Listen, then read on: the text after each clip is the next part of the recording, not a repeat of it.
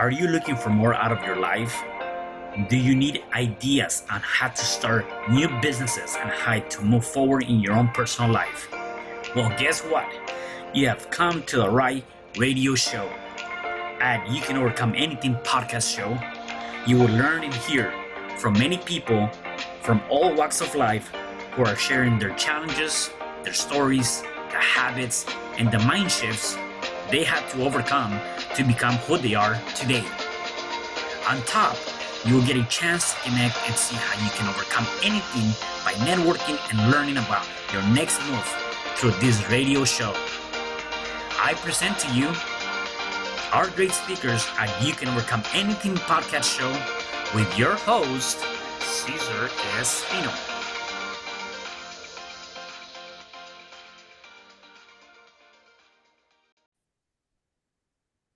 Hello there and welcome back to another episode of You Can Overcome Anything podcast show. It is your host, Cesar Espino. And today, my guest, her name is Nici. Before I introduce you or have you talk to her, let me tell you a little bit about her background. Nici is a 51 years young, has proven that resilience knows no age. Overcoming the challenges life has thrown her way, she emerged triumphant with a spirit as vibrant as ever. Battling lupus in her 30s, Nici refuses to let it define her, using her own journey as inspiration to start Nibu Naturals Skincare in her fifth decade of life. She stands as a testament to the power of determination and dreams. Today, as a CEO of Nibu Naturals, Nici has achieved remarkable success. Her life story, a testament to her resilience with the energy and enthusiasm of a 30-year-old. She's not only a mother, but also a loving grandmother. Nici's journey inspires us to all embrace life's challenges, emerge stronger, and live as if age is but a number. Nici, what a great pleasure to have you here on the show. How are you today? I'm very well, thank you. Great. I'm super excited to have you here, and just even reading your bio, it really there's a lot of testaments and a lot of things that one can take from that. And I like the idea of live as an age is just a number. And a lot of people sometimes focus too much on that, and they're like, oh, I'm getting too old or I'm too young, whatever that might be, and they utilize that number, their age, as a setback in the things and possibilities that they can do. Nevertheless, before that though, tell me a little bit about your background. Where are you originally from and how was your upbringing? Okay, so my upbringing was quite turbulent. I was born in Liverpool in the UK, and by the age of 5, I was taken to live in Denmark for a few years.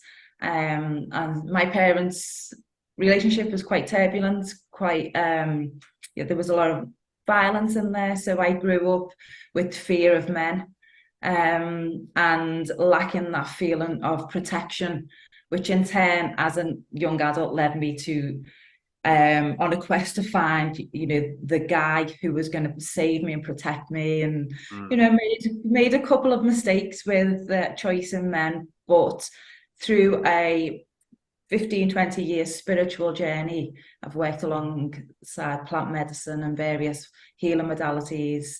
I am now in a really good place. I've had an amazing journey. I've learned so much, and with the wisdom that I have, I'm able to help other people feel good, both on the inside and the outside.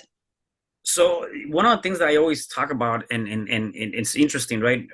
I believe that what we learn in the first 7 years of our lives can determine the quality of life that we're going to have. And you talked about having, a lot of turbulence and going through a lot of different things.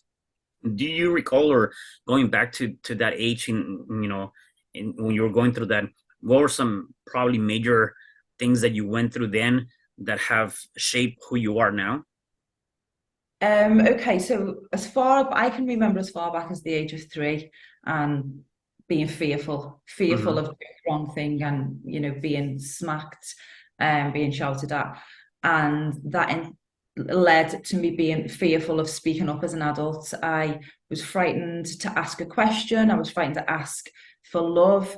I was frightened to ask, or I was frightened to speak up if I was unhappy, because I had this underlying fear that I would be in trouble, or I'd be hit, or I'd be left that the feeling of abandonment, the fear I would be abandoned was so immense. It controlled my life. And that ultimately stems back from being the young child who was lonely, who was fearful, who was frightened to speak up, who was frightened to step out of line. Yeah, so it did pave the wrong path for me as an adult, and I can probably say it's taken to my 50th year to learn from that journey and come Wow. to a place of where I'm totally grounded and happy with the person and love the person I am today and not despise the person as I did. I grew up and I had so much hate for myself, some self-loathing. That was my whole life was a life of self-loathing. Yeah, no, that's awesome. So, one of the things that you mentioned is the past, right? And a lot of people, I want to get your opinion. I think you kind of mentioned that. What do you feel like when people say, if I can do it all over again, I will do it all over again. What are your thoughts on that? Or do you feel like, regardless of how bad your past might have been, that led you to this point, right? And so, will you do it all over again, or are you content with that message? I often get asked, would I like to go back to my childhood? And the answer is no, definitely not. Would I change things? Do you know what? No, because ultimately I am where I am today because of the lessons. I would have preferred the journey to be a bit shorter, so I Yeah, could have right. enjoyed more of my time in my 30s and 40s. But at the age of 51, I would say I've probably got the mind and the energy of a 30-year-old. So I'm living those years now. Yeah, no, that's huge. That's huge.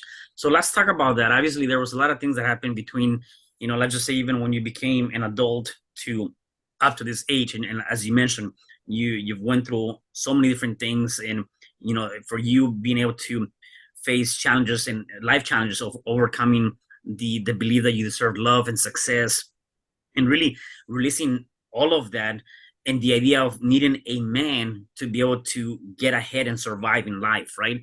Let's talk about that, because I think that's a huge message with, in general, a lot of females might be in the same place where, like, they lack that self-confidence, self-love, and they're always seeking a man's validation, or a partner to be able to get ahead, and that's not the case. So tell me about a lot of the different things that went on during that time for you, and how you came and stepped outside of that and realized that you're good where you're at. Okay, so as a youngster, my goals in life were to find love. That was it. I had no aspirations of being an entrepreneur or a lawyer or traveling. I just wanted to find love and have a family. I thought that's what you do. Mm-hmm. Um, and I chased for the dream of, the knight in shining armor. And each time I chose quite a narcissistic, controlling person. So I've got made three mistakes in life, and the three mistakes were the same type of model. For me, if a man showed me love, I felt a bit more worthy. I was never completely happy with feeling unworthy. And my joy and my entitlement to live in life depended on a man.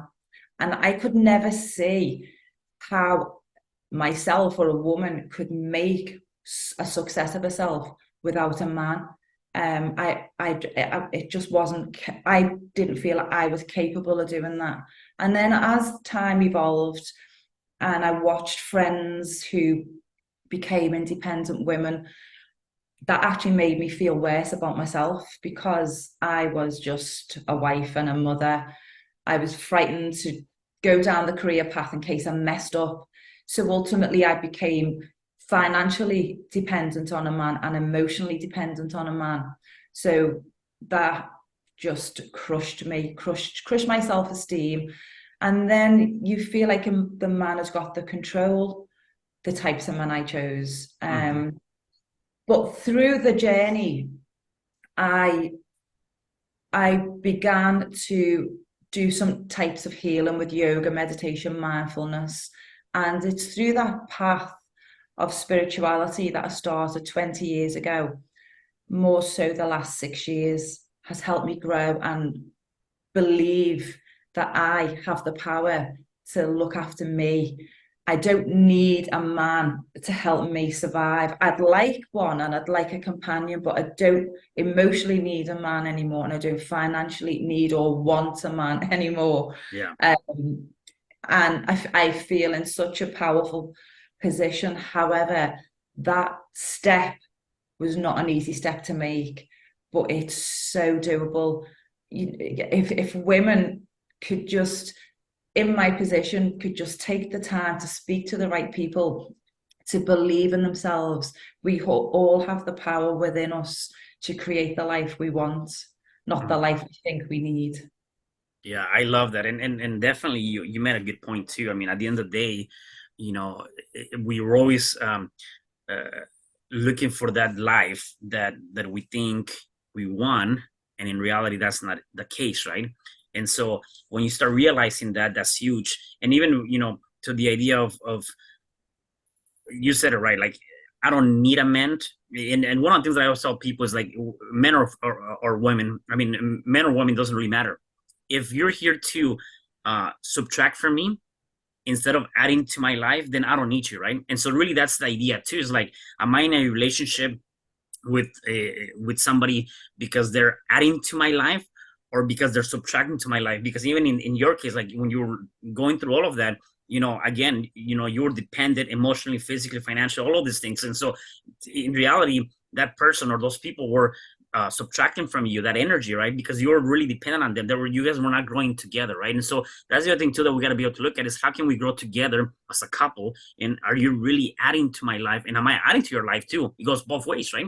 And so when we can start recognizing that, except again, I know for a fact, as you mentioned, it's very difficult to take that leap and or pull away from that, especially being in your case for many years, codependent on somebody, right? Or having that fear of abandonment, because that's huge. Even growing up, again, going back to what I was talking about, when we have that, the idea as growing up of certain things that take place, that is going to trigger all the way through our adulthood, unless we actually work on that and do something about it. So for you, it was the idea of abandonment. I don't want to be abandoned, and so therefore I got to find somebody that stays with me at whatever cost, right? And I've seen other cases where it can get very ugly, and spatial abuse and a bunch of different things because of that, right? Um, so you decided, what triggered you to do yoga, meditation, and even try to look at some sort of spiritual healing, right? What was that one thing that said, you know what, let me take this leap? Because maybe people are in your streets and they're like, well, what was it for you? Maybe I need that, right? Was it a sign? Somebody told you? How was that for you? So for me, I had a friend who was a barrister. So I looked up to her because she was a barrister. She was super intelligent. And she actually was seeing a counselor, a therapist, Mm, and she passed on the number. So for myself, I thought, okay, if someone like her who's a barrister has to see a therapist, it's okay for me to see one. yeah. And I began to see a therapist, and I went weekly for 7 years. And then she introduced me to another therapist who was more of a yoga healer. And I went to see Pat, and she became my guardian angel. We very rarely did yoga where we stretched and got into positions. She said I needed mind, body, and soul yoga. So we worked on the mind. She taught me how to meditate. Now, this is going back almost 20 years, where Hmm. people didn't believe in meditation. Yeah. And I was fighting an eating disorder also. I had anorexia and bulimia.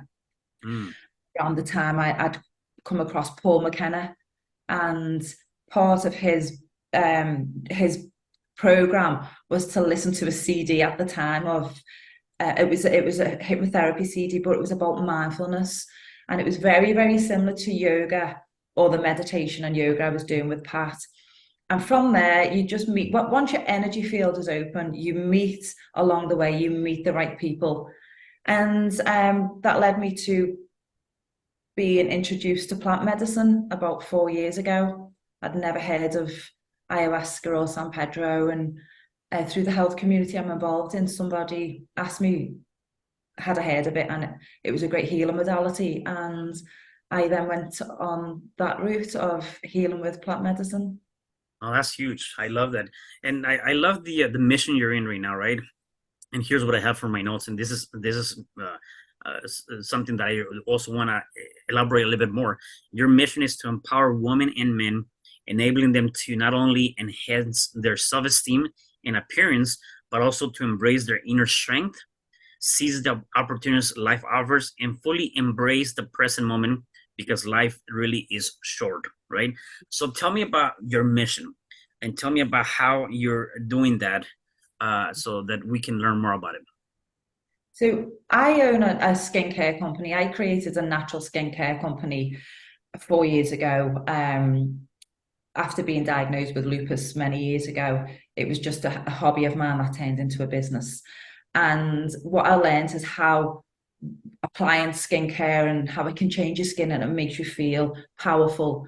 Part of that mission was to apply essential oils with certain smells that would elevate people's emotion. Not only would it help ground them, but elevate their emotions. So I created the skincare and then created the community with the business. But I also, part of my business is connecting with my tribe, as I call them, my customers. And I'm very transparent about my journey and the things I've been through. So customers, people reach out to me, and then I can either guide them to some type of healing or offer them my words of comfort or offer them solitude in and they can trust me with whatever they're going through.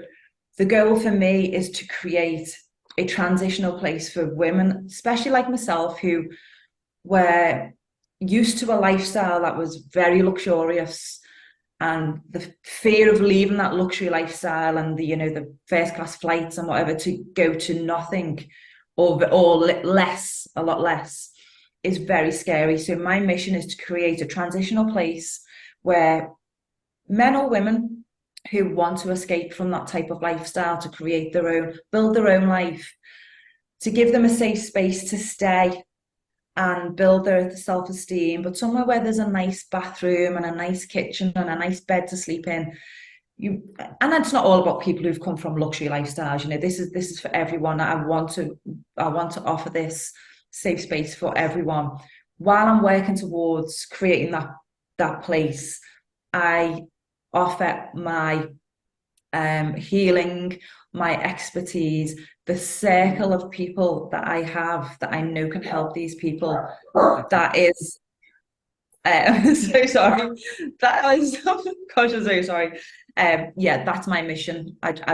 I'm passionate about keeping and connecting with my tribe, my customers. I am so sorry. No, you're good. Yeah, yeah, definitely. So then besides the skincare that you have, so is it like do you like some sort of coaching, spiritual healing, or like do you offer more to that also to your clients as a bundle, or you just kind of guide them, or Yeah, so I will guide them. I don't offer the healing themselves. I offer words of comfort, and I share my experience, and then the people in my energy field who have the experience to help heal people, I will then lead them on. So I'm known as the connector. I'll help people with their skin and looking good from the outside and offer them the support I can to help them feel good on the inside. But when it comes to the actual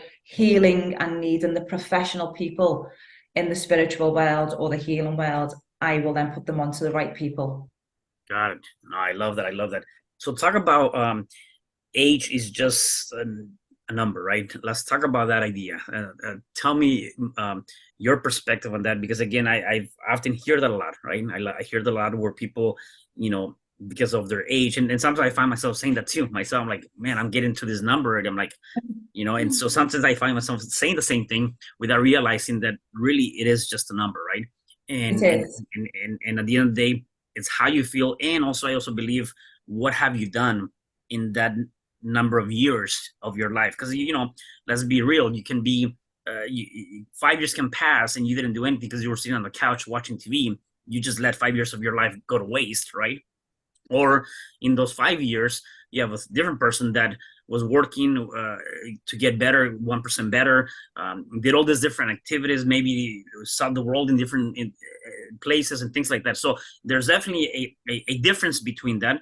Yet at the end of the day, though, it comes down to that idea of how do you feel, and or what have you done to that point. So tell me more about your experience. Obviously, as you mentioned, at your age right now, you've done so much and you've realized, and it might have taken you this much time to realize certain things.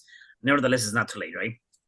It's not too late. And I went through a period of time just at the end of my 40s, panicking about how quick life had passed by and that it was almost over, and thinking of a conversation I had when I was in my 20s. I can't wait to be 50 because you can be fat and no one cares about you because it's nearly the end of life. And now I'm here thinking, no, life is just beginning. And when I had to sit back and reflect on time, and the time I'd wasted worrying about getting older, and the time I'd wasted about worrying about making mistakes and not having everything that I needed and wanted. And I'm very, very aware of the power of now. And the only moment that matters is now. We need to make the best of now. We've just lost 10 minutes ago. We've lost that time together. We've lost this morning. And I like to think that throughout each day, at some point, I can reflect and think, wow, I'll remember that tomorrow, or I'll remember that next week. Because life does tick by, and I feel because people are so busy nowadays, it's moving along a lot quicker.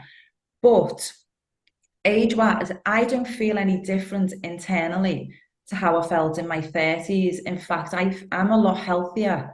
I'm a lot more at peace with who I am. So for me, I'm going to live my life with sheer enjoyment in the mind of whatever age I believe I am. And I have many friends in their 30s, and I believe I can communicate and connect with people of all ages.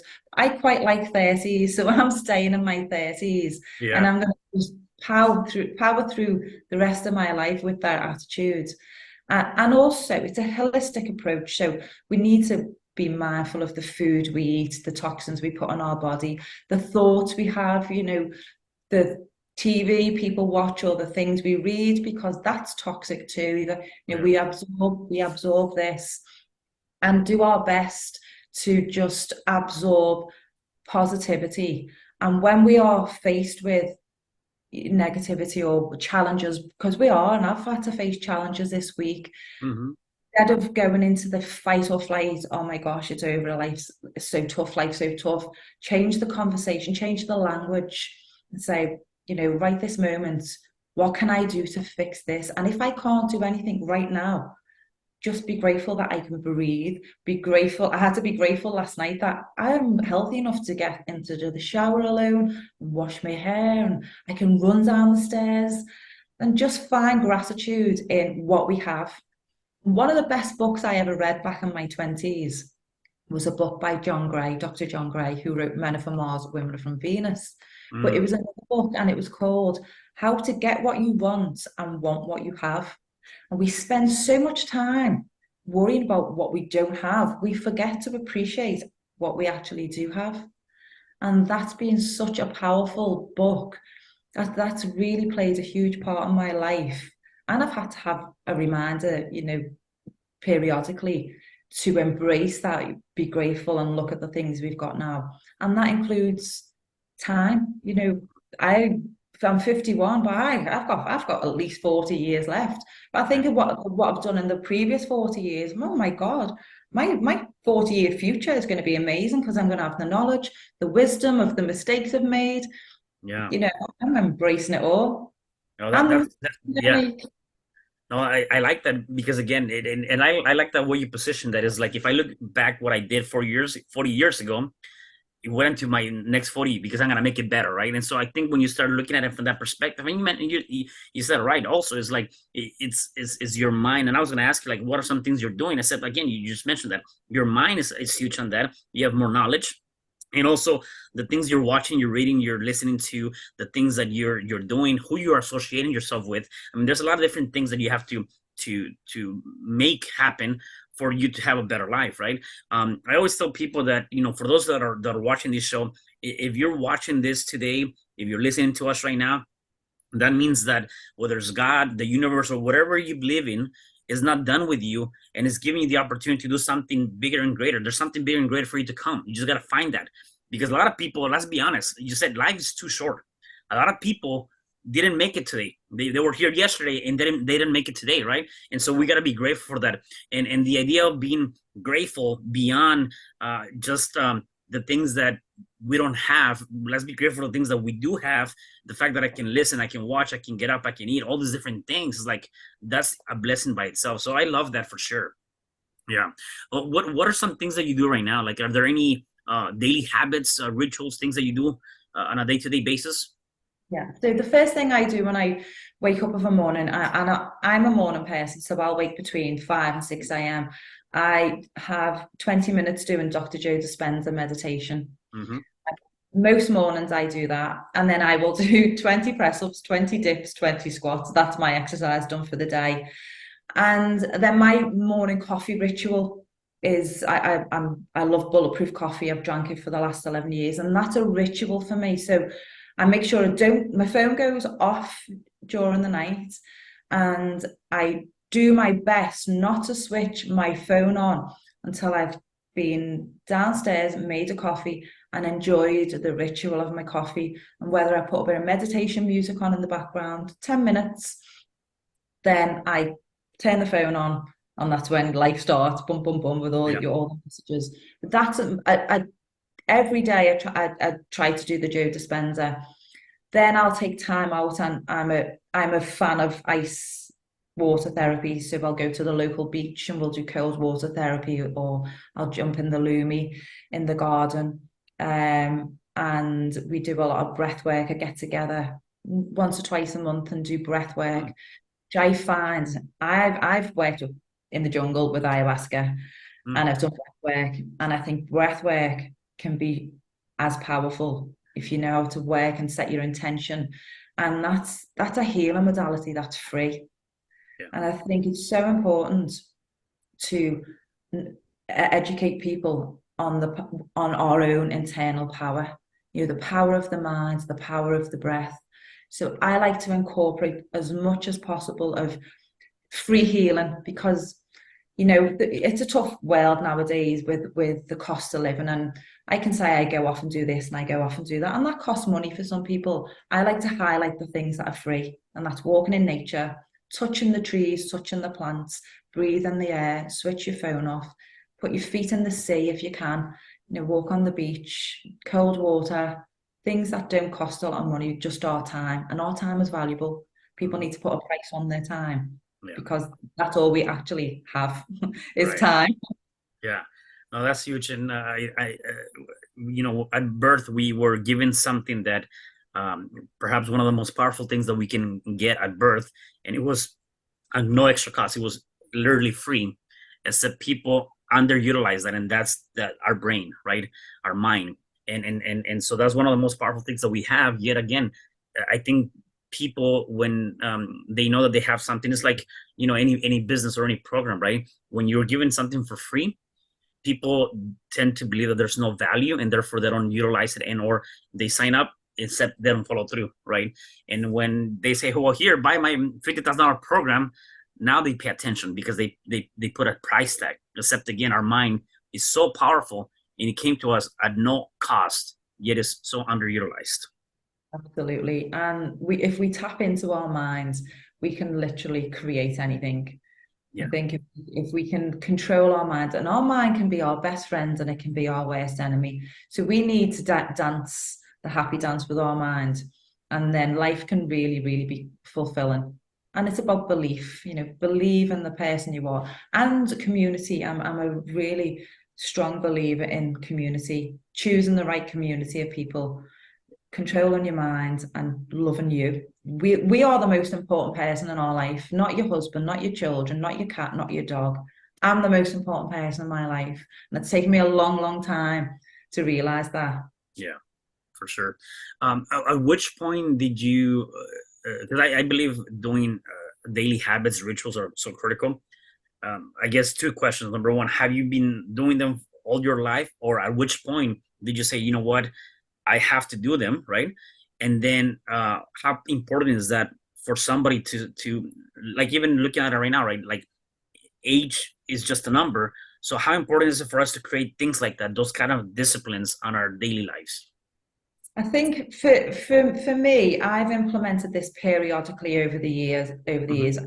Then I put a lot of pressure on myself to do it. So when I took the pressure off myself and said, it's okay not to journal today, it's okay not to do meditation today, it's okay not to do X, Y, Z.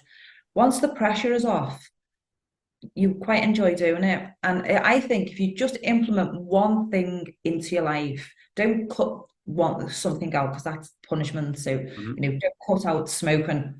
Well, you should do, but Yeah. don't cut out smoking and cut out chocolate and cut out bread. Before Right. you do that, implement something. And then when one new habit becomes a habit and it's easier, like brushing your teeth, then bring something else in. But just don't put pressure on yourself to have to do it. It's got to be something that you enjoy doing. And the more you do it and the more value you see from doing that, it becomes an easier challenge. But for me, I'd say do at least one thing, one thing. And if I had to choose, if I had to choose one thing to do, maybe journaling. Mm. If you journal, that's Yeah. that's really, really powerful. Yeah, no, awesome. So where can people find your product, or where can they find you if they want to connect with you? You can find me on Instagram. My business page is Nibu_Naturals, and then my personal page is I am Nici Nibu. But website you can find me on www.nibunaturals.com. That's for the products, and I will always answer any emails or any DMs eventually. It might take me a while, but I'm always there at the end of any message. All right, awesome. So in terms of so is your product available all worldwide? People can buy it anywhere? At the moment, we were just UK. We do sell worldwide. We've just put the USA back on our shipping because so many of our customers were disappointed. We took it off because of the import taxes. Yeah. So yeah, we now ship to the USA and Canada. We will Okay. soon have a US reseller. We have an EU reseller, so you can buy the products easily in Europe, the UK, and then Yeah. the US. Awesome. No, I love that. I love that. Well, Nici, I gotta tell you, like, just listening to your journey and a lot of the different things that you have shared with us are huge. So, see if I can get one more advice out of you for the people that are listening to us and are watching us. If they're going through any challenge, whatever challenge that might be, what is one thing you can say to those people so they can start overcoming that challenge now? Is to sit with it, put the hand on the heart, breathe into it, and tell themselves they are worthy. They have the strength to get through this. But most importantly, don't be alone. Reach out. I think it's so important to reach out, but ditch the fear or feel the fear, whatever you want. Feel the fear and go for it. There is light at the end of the tunnel, however dark it seems. Anything is possible. Yeah. I love that, and there you have it, guys. I mean, at the end of the day, it comes down to there's so much power within us, right? And even simple as that, I didn't think of that. Just sit quietly, put your hand in your heart, and just ask. And sometimes you might get that answer, and not only ask, also tell yourself that you're worth it, and worthy of everything that's around you. Nici, again, I really appreciate this time with you. So thank you again for being here. Anything else you would like to share with us before I let you go? Um, well, what would I like to share with you? I think everyone should open up their heart, welcome in anyone. When you a great lesson I learned was when things are going wrong, reach out to someone whose life is going wrong because by helping heal others, you heal yourself. Yeah, definitely. I love that. You can always learn from somebody else. Well, Nici, thank you again for being here on the show. Truly appreciate all the insight and the nuggets, golden nuggets that you have given us. Thank you. Thanks for your time. Yeah, and definitely for the rest of you guys, do me a favor. Please make sure you share this message because definitely somebody needs to hear this message. And I'll see you guys at the next episode of You Can Overcome Anything podcast show. Thank you. Hi, I'm Cesar Espino, real estate investor, business coach, and consultant, and author of the book, You Can Overcome Anything, Even When the World Says No. My number is 424-501-6046. In my book, I talk about making the necessary changes to shift your mind for prosperity and certainty. Pick up your copy at Amazon. I also love helping families with their real estate and can purchase your house fast and all cash. Follow me on Instagram, Facebook, and LinkedIn. My number is 424-501-6046. Thank you for having me today. I am so glad you've tuned into this podcast. You can find me at your favorite podcast platform where you can like, subscribe, comment, and share. And to learn more about myself, my services, you can find me at www.cesarrespino.com, or you can also find me at your social media. Thanks for joining me, and I am looking forward to having you at the next episode. And know you truly can overcome anything.